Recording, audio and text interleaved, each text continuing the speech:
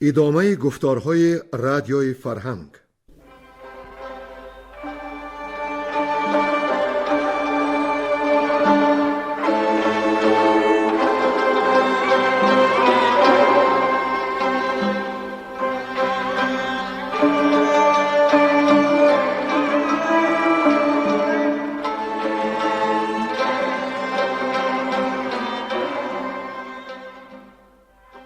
بسا رنج بردم در این سال سی، عجم زنده کردم بدین پارسی. بسا رنج بردم در این سال سی، عجم زنده کردم بدین پارسی.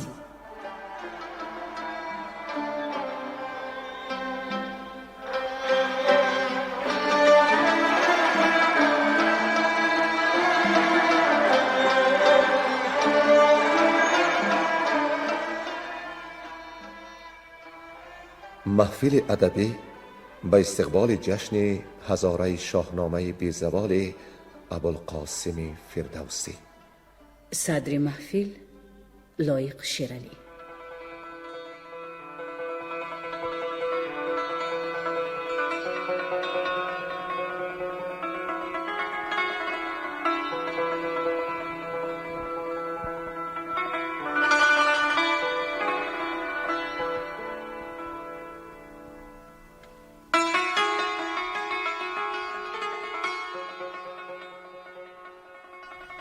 شنوندگان عزیز، یادشان هست که در گفتار پیشین آغاز داستان کاموس کشانی با آواز دانشمندان ایرانی احمد کریم حکاک و جلال متینی و گلنسا زمانی خوانده شد.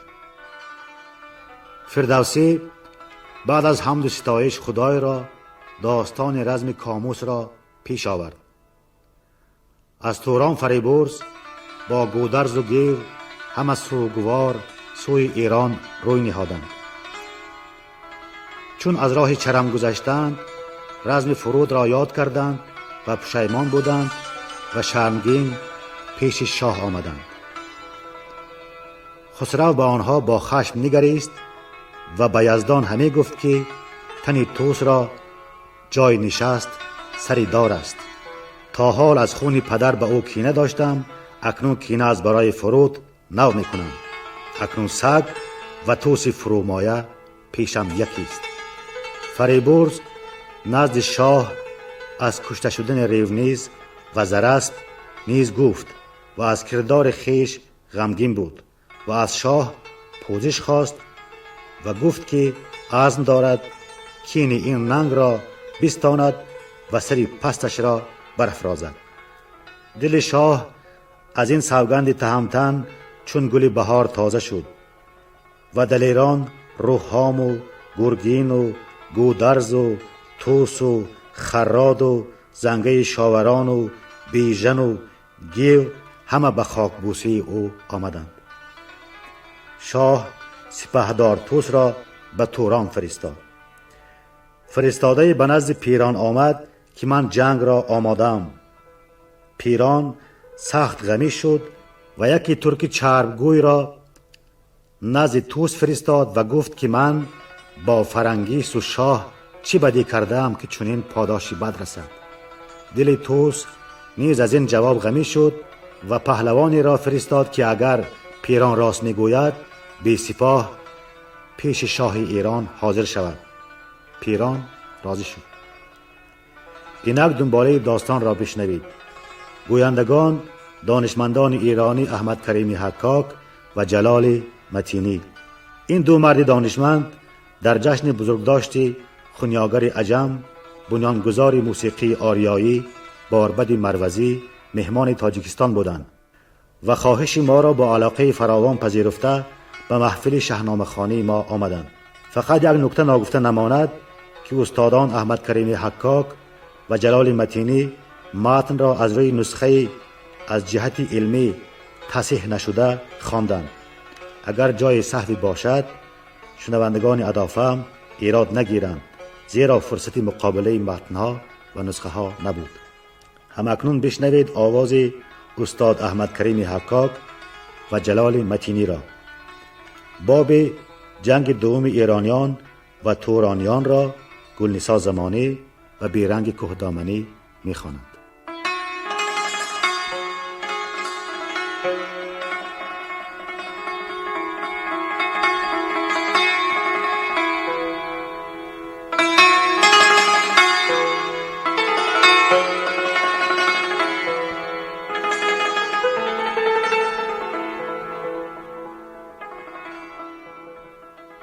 سپاه فرستادن افراسیاب به نزدیک پیران.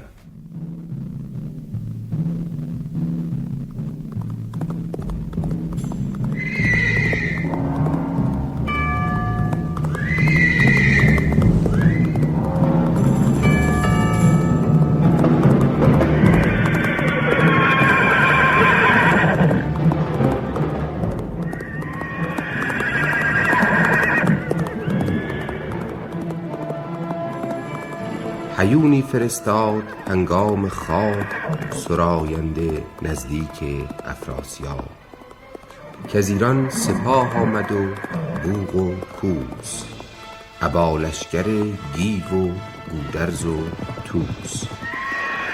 فراوان فریبش فرستادند، ز هر گونه‌اش پندها دادند. سپاهی ز جنگاوران برگزین، که بر کین ستایش نباشد جز این. مگر بیخشان از بنه برکنی، به بوم و به بر آتش اندر زنی. وگرنه ز کین سیاوخش شاه، نیاساید از جنگ هرگز سپاه. چو بشنید افراسیاب این سخن، سران را بخواند آن زمان ز انجمن. بر ایشان بگفت آن سخنها که رفت، که بر کین بباید بسیچید تفت. یکی لشکر آراست افراسیاب، که تاریک شد چشمه آفتاب. دهم روز لشکر به پیران رسید، سپاهی که از او شد زمین ناپدید. چو لشکر بیاراست روزی بداد، سپه برگرفت و بنه برنهاد. ز پیمان نکرد ایچ یاد و ز عهد، بیامد دمان تا لب رود شهر. طلایه بیامد به نزدیک توس، که بربند بر کوهه پیل کوس. چنین گفت با توس گودرز پیر، که ای پهلوان این سخن یاد گیر. که پیران نراند سخن جز فریب، چو داند که تنگ اندر آمد نشیب. درفش جفا پیشه آمد پدید، سپه بر لب رود صف برکشید. بیاراست لشکر سپهدار توس، به هامون کشیدند پیلان و کوس. دو روی سپاه اندر آمد چو کوه، سواران ایران و توران گروه. چنان شد ز گرد سپه آفتاب، که آتش برآید ز دریای آب. سوی میمنه بیژن و گیو گرد، ابر میسره نام رهام برد. چو گودرز با توس و با گستهم، چو شیدوش و فرهاد و گرگین به هم. گزیدند در قلبگه جای خویش، درفش سواران بیژن به پیش.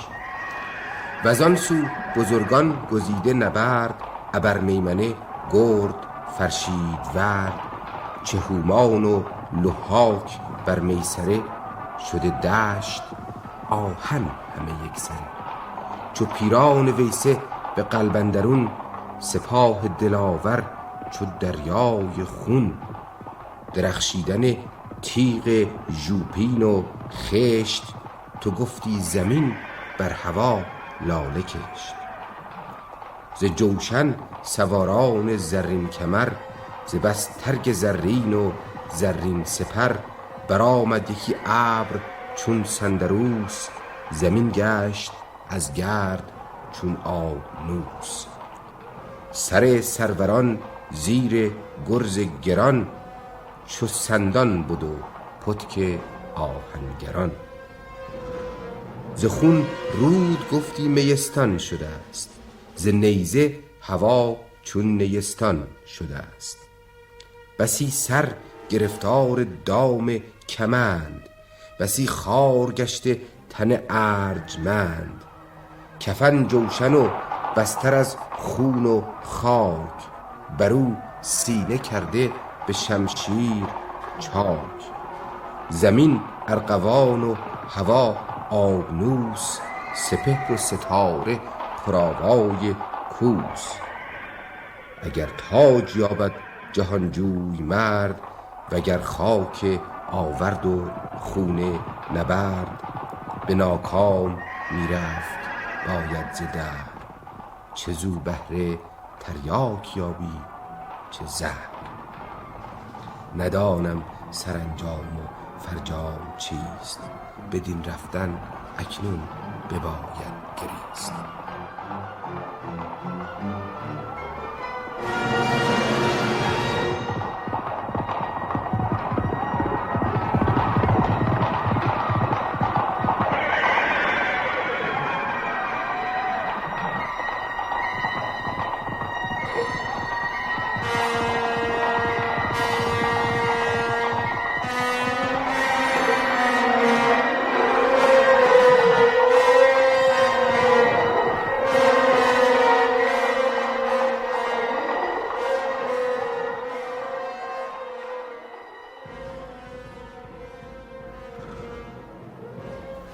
کشتن طوس ارژنگ را.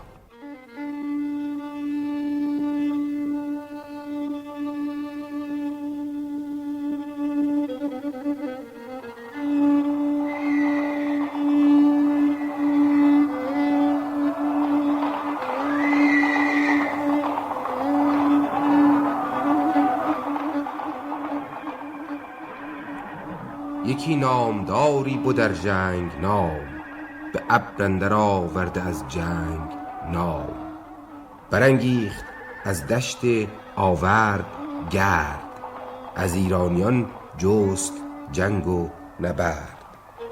چو از دور طوس سپهبد بدید، بغرید و تیغ از میان برکشید. به پور زره گفت نام تو چیست؟ ز ترکان جنگی تو را یار کیست؟ بدو گفت ارژنگ جنگی منم، سرافراز شیر درنگی منم. کنون خاک را از تو جوشان کنم، برآورد گه بر سرافشان کنم. چو گفتار پور زره شد به بن، سپهدار ایران شنیدان سخن. به پاسخ ندید ایچ جای درنگ، همان آبداری که بودش به چنگ. بزد بر سر و ترگ آن نامدار، تو گفتی تنش سر نیاورد بار. برآمد ز ایران قوه بوق و کوس، که پیروز بادا سپهدار طوس. غمی گشت پیران و توران سپاه، ز گردان تهی ماند آوردگاه. دلیران توران و کنداوران، کشیدند شمشیر و گرز گران. بدادند آواز بر یکدیگر، بگفتند هر گونه شیران نر. که یک سر بیاییم و جنگ آوریم، جهان بر سر طوس تنگ آوریم. چنین گفت هومان که امروز جنگ بسازیم و دلها مداریم تنگ. گریدون که زیشان یکی نامور، ز لشکر برآرد به پیکار سر. پذیره فرستیم گردی دمان، ببینیم تا بر که گردد زمان. از ایشان به تیزی نجوییم جنگ، بباید یک امروز کردن درنگ. بدانگه که لشکر بجنبد ز جای، تبیره برآید ز پرده سرای. همه یک سر گرزها برکشیم، یکی از لب رود برتر کشیم. به انبوه رزمی بسازیم سخت، اگر یار باشد جهاندار و بخت.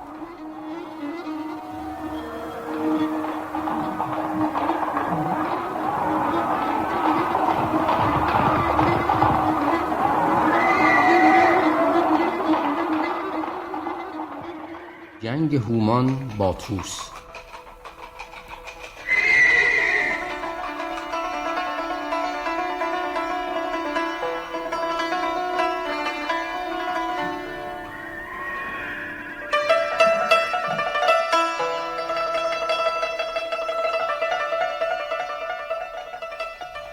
به اسب عقاب اندر آورد پای، برانگیخت آن بارگی را ز جای. تو گفتی یکی باره آهن است، و یا کوه البرز در جوشن است. به پیش سپاه اندر آمد به جنگ، یکی خشت رخشان گرفته به چنگ. بجنبید طوس سپهبد ز جای، جهان پر شد از ناله کرنای. چنین گفت هومان به طوس دلیر، که آهو چه باشد به چنگال شیر. چنین گفت که از ویسه شوربخت، از این سان به شومی برآید درخت. همه بار و برگش دروغ آمده است، به نزد مهان بی فروغ آمده است. همکنون ز بن برکنم بیخ او، کنم در جهان یاوه تاریخ او. نمودم به ارژنگ یک دست برد، که بود از شما نام بردار و گرد.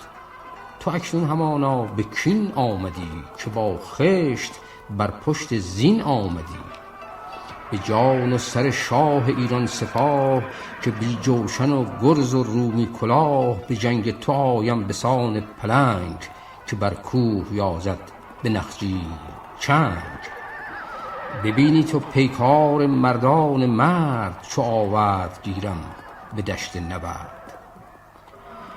چنین پاسخ آورد هومان بدوی، که ناساخت جنگ بیشی مجوی. گریدون که بیچاره ای را زمان، به دست تو آمد مشو بدگمان. به جنگ من ارژنگ روز نبرد، کجا داشتی خویشتن را به مرد. دلیران ایران ندارند شرم، نجوشد یکی را به تن خون گرم. که پیکارگرشان سپهبد شده است، به رزم اندرون دستشان بد شده است. کجا بیژن و گیو آزادگان، جهانگیر گودرز کشوادگان. تو گر پهلوانی ز قلب سپاه، چرا آمدستی به آوردگاه. خردمند بیگانه خواند تو را، هوشیوار دیوانه داند تو را. تو شو اختر کاویان را بدار، سپهبد نیاید سوی کارزار. نگه کن که خلعت کرا داد شاه، ز گردان که جوید نگین و کلاه. بفرمای تا جنگ شیر آورد، زبردست را دست زیر آورد. اگر تو شوی کشته بر دست من، بداید بدین نامدار انجمن. سپاه تو بی تاو و بی جان شوند، مگر زنده مانند پیچان شوند. پس از رستم زال و سام سوار، ندیدم به ایران چو تو نامدار. پدر بر پدر نام بردار و شاه، چو تو جنگ جویی نیابد سپاه. تو شو تا ز لشکر یکی نامجوی، بیاید به روی اندر آورده روی. و دیگر اگر بشنوی پند راست، روان و دلم بر زبانم گواست. که پردرد باشند مردان مرد، که پیش من آیند روز نبرد. بدو گفت طوس ای سرافراز مرد، سپهبد منم هم سوار نبرد. تو هم نامداری ز توران سپاه، چرا رای کردی بدین رزمگاه.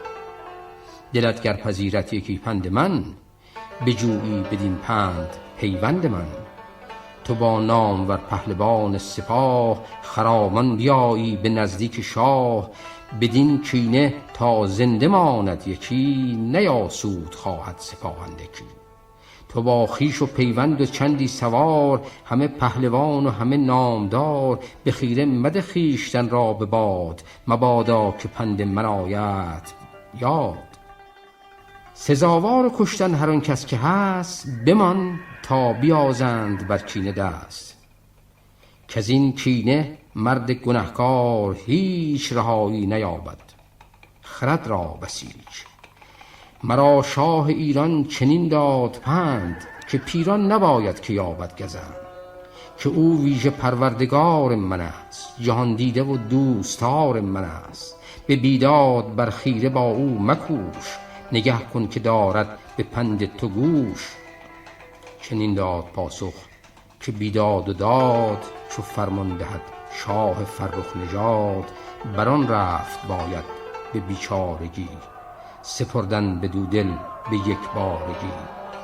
همان جنگ پیران نه بر آرزوست، که او راد و آزاده و نیک خوست. بدین گفتگو اندرون بود توس، که شد گیو را روی چون سندروس. ز لشکر بیامد به کردار باد، چنین گفت که توس فرخ نژاد. فریبنده ترکی میان دو صف، بیامد چنین بر لب آورده کف. چنین با تو چندین چه گوید براز، میان دو صف گفتگوی دراز. سخن جز به شمشیر با او مگوی، مجو از در آشتی هیچ روی. چو بشنید هومان برآشفت سخت، چنین گفت با گیو بیدار بخت. که ای گم شده بخت از آزادگان، که گم باد گودرز کشوادگان. به لادن مرا دیده ای روز جنگ، به آورد با تیغ هندی به چنگ. کس از تخم کشواد جنگی نماند، که منشور تیغ مرا بر نخواند. تو را بخت چون روی اهریمن است، به خوان تو تا جاودان شیون است. که از دودمان تو 75 چه کشته چه خسته چه با درد و رنج. تو دانی که من روز جنگ پشن، چه کشتم بدان رزمگاه گشن. اگر من شوم کشته بر دست توس، نبرخیزد آیین کوپال و کوس. نگیتی شود پاک ویران ز من، سخن راند باید بدین انجمن. به جای از پیران و افراسیاب، بخواهند کینم همان در شتاب.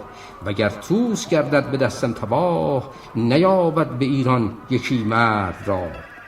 تو اکنون به درد برادر گری، چه با توس نوذر کنی داوری. بدو گفت گیو ای فرومای مرد، ز لادن چه گویی روز نبرد. نه مردی بدان جنگ و خون ریختن، شبیخون ز ترکان و آویختن. شبیخون نه کار دلیران بود، نه آیین مردان و شیران بود. ز پیران نگویی و افراسیاب، همانا همیشه تو بودی به خواب. من آنم که از مرز توران زمین، به شمشیر شاه آورم روز کین.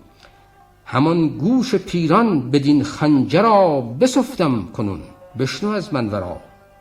ز جیهون به مردی من و شهریار، چنان چون شنیدی بکردم گذار. هنرهای مردان به روز نبرد، چنین است ای ترک جان پر ز درد. دریغا اگر توس یل این نبرد، به من بخشد آنگه ببینی تو مرد. چنانت از این زین توزی به زیر درآرم، که گردی تو از جنگ سیر. بدو گفت توس این چه آشفتن است، بدین دشت پیکار تو با من است. بیا تا بگردیم و کین آوریم، به جنگ ابروان پر ز چین آوریم. بدو گفت هومان که داد است مرگ، سری زیر تاج و سری زیر ترگ. اگر مرگ باشد همی بیگمان به آوردگه، به که آید زمان. به دست سواری که دارد هنر، سپهبد سر و گرد و پرخاش خر. گرفتن از آن پس عمود گران، همی حمله کردان برین این بران. زمین گشت گردان و شد روز تار، یکی ابر بست از بر کارزار. تو گفتی شب آمد بر ایشان به روز، نهان گشت خورشید گیتی فروز. به چرخندرون بانگ پولاد خواست، به دریای شهدندرون باد خواست. تو گفتی که سنگ است سر زیر ترگ، سیه شد ز زخم یلان روی مرگ. خم آورد رومی عمود گران، شد آهن به کردار چاچی کمان. گرفتند شمشیر هندی به چنگ، فرو ریخت آتش ز پولاد و سنگ. ز نیروی گردن کشان تیغ تیز، خم آورد و از زخم شد ریز ریز. چو شد کام بی آب و پر خاک سر، گرفتند هر دو دوال کمر. ز نیروی گردان گران شد رکیب، یکی را نیامد سر اندر نشیب. کمربند بگسست و هومان بجست، یکی اسب آسوده را برنشست. سپهبد سوی ترکش آورد چنگ، کمان را به زه کرد و تیر خدنگ. بران نامور تیر باران گرفت، چپ و راست جنگ سواران گرفت. ز پیکان پولاد و پر عقاب، سیه شد میان فلک آفتاب. جهان چون ز شب رفته دو پاس گشت، همه روی گیتی چو الماس گشت. ز تیر خدنگ اسب هومان بخست، تن بارگی گشت با خاک پست. بلرزید بر خود چو برگ درخت، به خود گفت مانا که برگشت بخت. سپر بر سر آورد و بنهافت روی، نگه داشت جنگی سر از تیر او. چو او را پیاده بدان رزمگاه، بدیدند گردان توران سپاه. که پردخت ماند همی جای اوی، ببردند پرمایه بالای او. چو هومان بران زین توزی نشست، یکی تیغ هندی گرفته به دست. که آید دگر باره باورد توس، جهان از شب تیره شد آبنوس. همه نامداران پرخاشجوی، یکا یک بدو در نهادند روی. که شد روز تاریک و بیگاه گشت، ز جنگ یلان دست کوتاه گشت. برفتند گردان همه پیش توس، سپه نعره برداشت و آوای کوس. بروبر همی خواندند آفرین، بگفتند که نامدار گزین. ز روی تو چشم بدان دور باد، وزین رزم فرجام تو سور باد. که امروز دادی تو در جنگ داد، به دیدار روی تو شادیم شاد. بپیچید هومان جنگی عنان، سپهبد بر او راست کرده سنان. چو هومان بیامد ز دشت نبرد، بپرسید لشکر از آن کار کرد. به نزدیک پیران شد از رزمگاه، خروشی برآمد ز توران سپاه. که چون بود کار تو ای رزمجوی، چو با توس روی اندر آمد به روی. همه پاک با دل پر از خون بودیم، جز ایزد نداند که ما چون بودیم. به لشکر چنین گفت هومان شیر، که ای رزم دیده گلان دلیر. چو روشن شود تیره شب روز ماست، همان اختر گیتی افروز ماست. شما را همه شادمانی بود، مرا اختر آسمانی بود. وزان سو همی برخروشید توس، شب تیره تا گاه بانگ خروس. همی گفت هومان چه مرد من است، که شیر ژیان هم نبرد من است. سران را ببرم بدین کینه سر، نمایم همکنون یلان را هنر.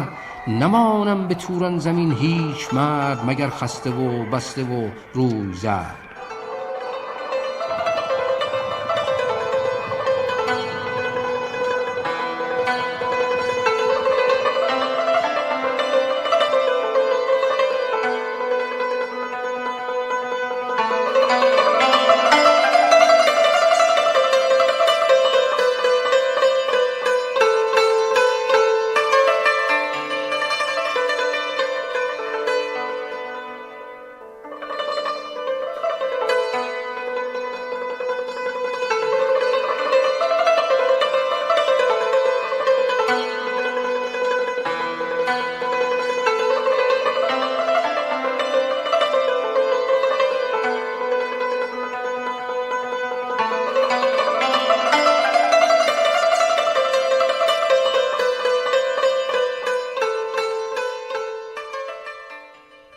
جنگ دوم ایرانیان و تورانیان.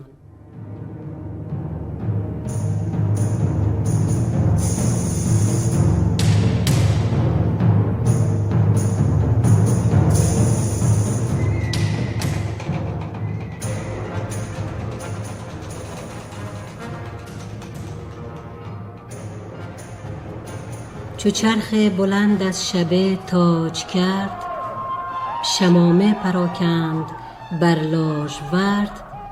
طلایه ز هر سو برون تاختند، به هر پرده‌ای پاسبان ساختند. چو برزد سر از برج خرچنگ شید، جهان گشت چون روی رومی سپید. تبیره برآمد ز هر دو سرای، جهان شد پر از ناله کرنای. هوا تیره گشت از فروغ درفش، تبرخون و شبگون و زرد و بنفش. کشیده همه تیغ و گرز و سنان، همه جنگ را گرد کرده عنان. تو گفتی سپهر و زمان و زمین، بپوشد همی چادر آهنین. به پرده درون شد خور تابناک، ز جوش سواران و از گرد و خاک.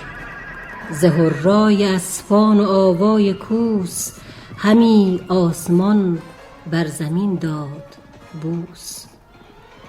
سپهدار هومان دمان پیش صف، یکی خشت رخشان گرفته به کف. همی گفت چون من برآرم خروش، برانگیزم اسپ و برآیم به جوش.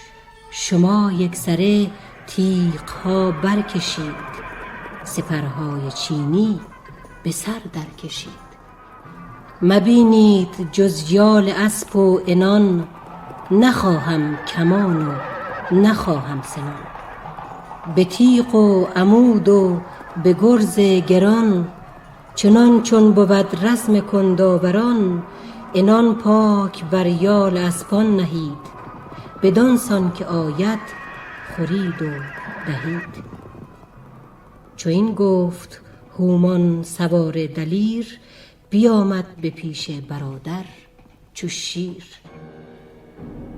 به پیران چنین گفت کای پهلوان، تو بگشای بند از سلیح گران. ابا گنج و دینار جفتی مکن، ز بهر سلیح ایچ زفتی مکن. گر امروز گردیم پیروزگر، بیابد دل از اختر نیک بر. چو بشنید پیران از او این سخن، بر او تازه شد روزگار کهن. وزین سوی لشکر سپهدار طوس، بیاراست برسان چشم خروس. برو بر یلان آفرین خواندند، ورا پهلوان زمین خواندند. که پیروزگر بود روز نبرد، به مردی ز هومان برآورده گرد. سپهبد به گودرز کشواد گفت، که این راز بر کس نشاید نهفت. اگر لشکر ما پذیره شوند، سواران بدخواه چیره شوند. همه دست یکسر به یزدان زنیم، منی از تن خویشتن بفکنیم. مگر دست گیرد جهاندار ما، وگرنه بد است اختر کار ما. بدو گفت گودرز کای پهلوان، چرا تیره کردی تو روشن روان؟ ز دشمن تو دل را چه داری دژم، مگردان زبان اندرین بیش و کم. که گردان ما دل شکسته شوند، ز گفتار تو نیز خسته شوند. اگر اختر شاه روشن بود، چه دانی که فیروز دشمن بود. که دادار نیکی دهش یار ماست، دل و تیغ و اخترش سالار ماست.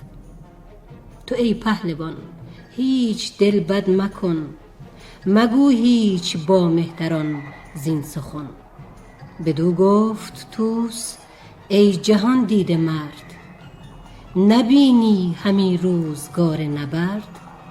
و دیگر که هومان به توری زبان، سخن گفت از این باره با پهلوان. که فیروز گردیم فردا به جنگ، چو بر قرم فیروز گردد پلنگ. برآریم از ایشان سراسر دمار، نیابد ز ما کس به جان زینهار. کنون نامداران زرین کفش، بباشند با کاویانی درفش. از این کوه پایه مجنبید هیچ، نه روز نبرد است و گاه بسیج. همانا که از بهر ما 100 فزون است بدخواه اگر بیش نیست. بدو گفت گودرز اگر کردگار، بگرداند از ما بد روزگار. به بیشی و کمی نباشد سخن، دل و زور ایرانیان بد مکن. اگر بد بود گردش آسمان، و پرهیز بیشی نگردد زمان.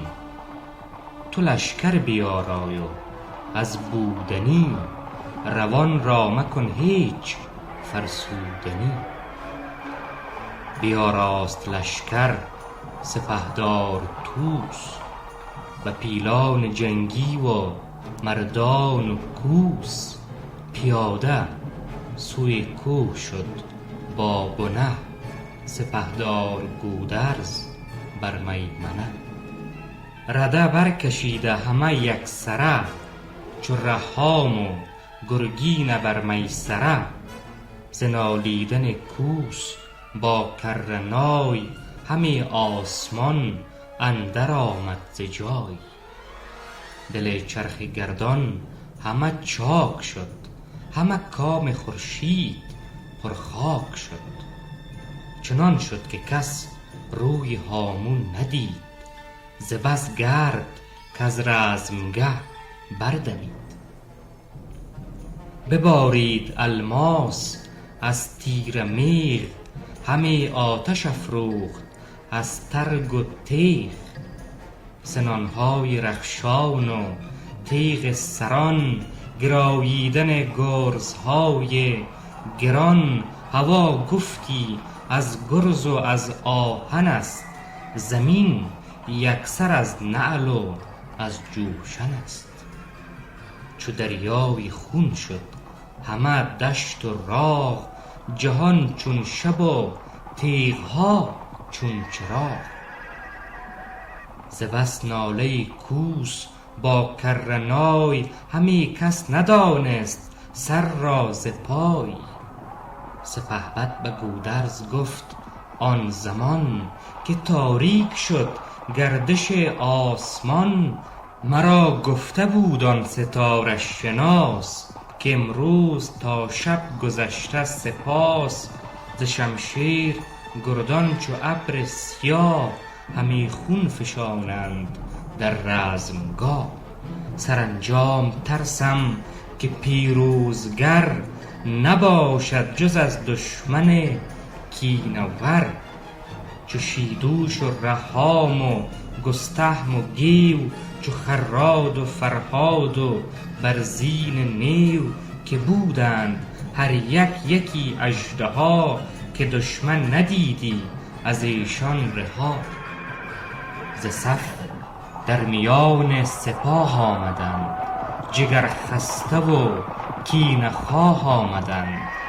به ابر اندر آمد ز هر سو غریو، بسان شب تار و انبوه دیو. وزان سوی هومان به کردار کوه، بیاورد لشکر گروها گروه. ز بس گرز و گوپال و تیغ و سنان، نبد هیچ پیدا رکیب از عنان. به انبوه رزمی به کردار کوه، بکردند لشکر گروها گروه. از آن پس گزیدند مردان مرد که بردشت سازند جای نبرد. گرازه سر گیوگان با نهل، دو گرد گران مایه شیر دل. چو رهام گودرز و فرشید ورد، چو شیدوش و لحاک بد هم نبرد. ابا بیژن گیو گلباد را، که برهم زنند آتش و باد را. ابا شیطرخ نامور گیو را، دو گرد گران مایه نیو را. چو گودرز و پیران و هومان و طوس، نبد هیچ بیداد و رنگ و فسوس. بدین گونه در جنگ کردند رای، برآمد همی ناله کرنای. دلیران به یکدیگر آشوفتند، همی گرز بر یکدیگر کوفتند. از ایرانیان بخت برگشته بود، همه دشت از ایشان پر از کشته بود. چنین گفت هومان که امروز کار، نباید که چون دی بود کارزار. همه جان شیرین به کف برنهید، به کینه خروشید و خنجر دهید. تهی کرد باید از ایشان زمین، نباید که یازند از این پس به کین. به پیش اندر آمد سپهدار طوس، پیاده بیاورد و پیلان و کوس. صفی برکشیدند پیش سوار، سپردار و ژوپینور و نیزدار. مجنبید گفت ایچ از جای خویش، سنان و سپر اندر آرید پیش. ببینیم تا این نبرد سران، چگونه گرایند گرز گران. جهان بر که گردد به آیین مهر، کرا در رباید ز گیتی سپهر.